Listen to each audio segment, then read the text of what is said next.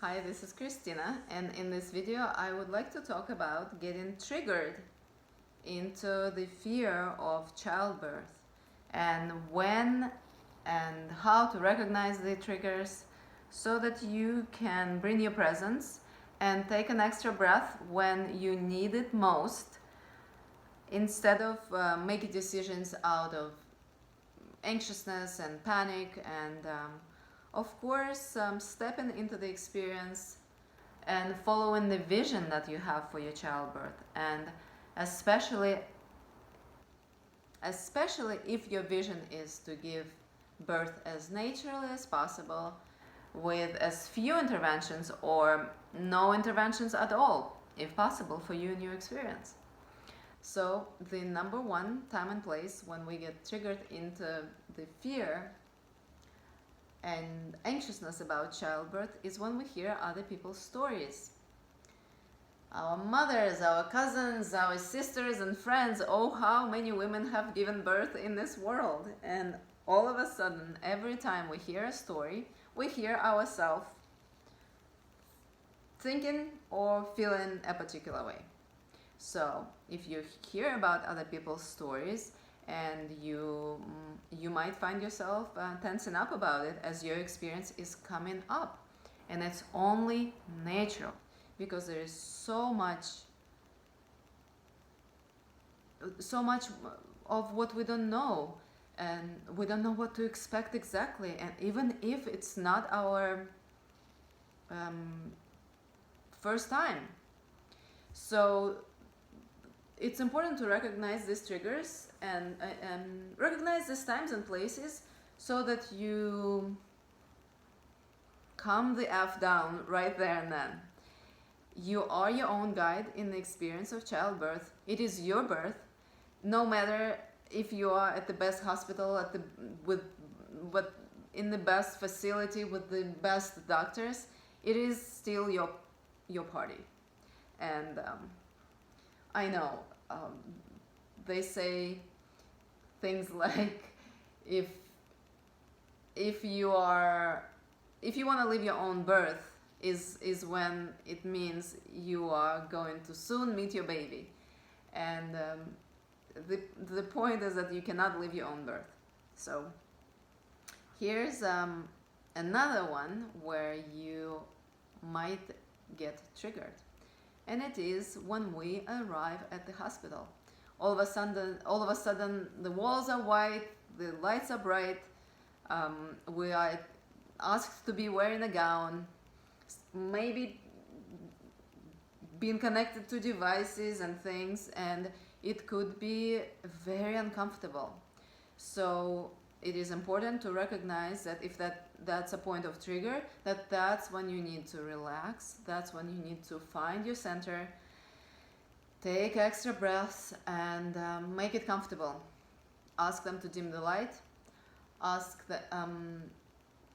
decline wearing a gown if you wish, because you don't have to, and pull out that essential oil you brought for yourself to breathe, and start making the place yours. Start making it comfortable and recognizing that you have arrived at the place where you are the boss. Despite the fact that there are some experts, some people that will be telling you how things should be and how you should go about it best, there is still a very important thing about trusting your own self. Because when we arrive at the hospital, we know that there are people that have gone to study about this, to learn how to do this best. There are protocols they are following. They've also seen it so many times. So we might arriving all insecure. Everybody knows, I don't, it's my first time. You gotta step forward. You have to invite yourself to recognize it doesn't matter who knows what and how many times they've seen it. This is your time.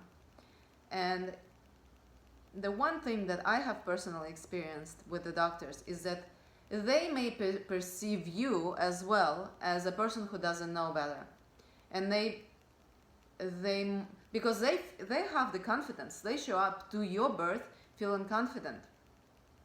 If you don't show up to your birth feeling relaxed, calm, present, then their confidence might overpower what you are to bring to the table. And guess what? You have the power to give the birth. It's your birthing experience. They're just there to help you, but you are your best guide.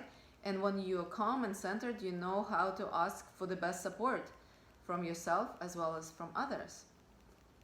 So the next time and place is, I'm just looking at my notes, when contractions are going strong, and they possibly going stronger. It can be the time when we start going into future about our birth experience. My experience with my first birth was that my contractions were going strong. And I said, I don't know how I'm gonna handle this in 2 hours. This is enough. This is plenty for me already. And my doula looked at me and said, you can do anything for 1 minute. It doesn't matter what happens in 2 hours. And you can do anything for 1 minute. Understanding that your presence is important. Your body, by the way, isn't trying to do something in 2 hours. It's doing what it's doing in that exact moment. So there is wisdom in your body to take from that. As you follow each breath, each step, each moment, as you are present where you are. As time goes on, your labor moves forward, and it didn't matter 2 hours ago what is happening now, as it doesn't matter what's going to happen in 2 hours. So if throughout your labor experience you start feeling triggered into the fear of birth intensifying, then recognize that, take a deep breath, come to yourself, center yourself. The fourth time and place that I wanted to mention on this video is at the onset or offset. When your labor begins. Maybe your waters just broke. Maybe your contractions are coming on. You might find yourself fearful. I did with my second baby. As I was moving towards 40 weeks in my pregnancy, I woke up and was tossing and turning for about an hour and a half, and I couldn't go back to sleep. Contractions were coming on. I didn't know if my labor has officially started. It turned out it didn't. I actually went into labor about 4 days from then. But that experience has reminded me that I needed to clear out some fear, because as I got up and started getting ready, this fear of panic just started setting in. And I had a personal recording of a meditation I have prepared for myself for my first baby. So I turned it on, put it into I put the headphones in my ears and started listening. As I was brushing my teeth, my body completely started relaxing. I calmed down, and the next thing I ended up going back to sleep and sleeping like a baby until 8 o'clock in the morning. And as I said, my labor wasn't happening right there and then, but it was training ground. It was a training ground for my body, but I took the opportunity to also train my mind. So this is it for this video. I hope you find this helpful as you prepare for your child's arrival. Thank you for being here, and thank you for your time and listening. Bye for now.